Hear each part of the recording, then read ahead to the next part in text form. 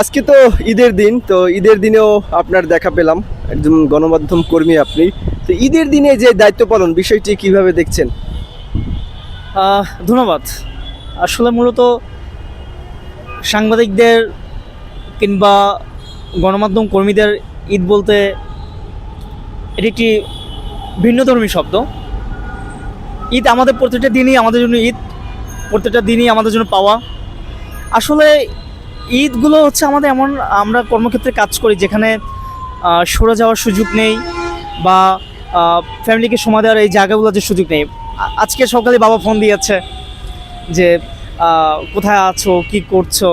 খুব খারাপ লাগছিল তখন। মা ফোন দিয়েছে। আসলে বিষয়গুলো কি যে আমরা হাসতে জানি কিন্তু আমরা কাঁদতে জানি না।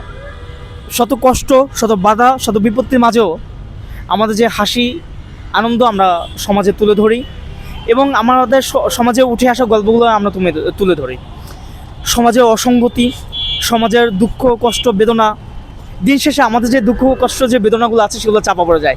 যেমন আজকে যে দিনটি, একটি বিশেষ দিন, বিশেষ করে আমাদের মুসলমান হিসেবে বিশেষ দিন। সেই দিনটি তো আমরা হচ্ছে ঈদের জন্য আমরা কাজ করছি, মানুষের জন্য কাজ করছি এবং সমাজের আনাচে কানাচে এবং এই শহরের যে তথ্যগুলো আছে সেগুলো আমরা তুলে ধরার চেষ্টা করছি।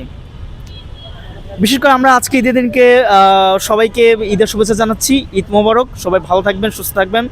আমরা যারা গণমাধ্যম কর্মী আছি, যারা বিভিন্ন মিডিয়া হাউসে কাজ করছি, আমাদের জন্য সবাই দোয়া করবেন।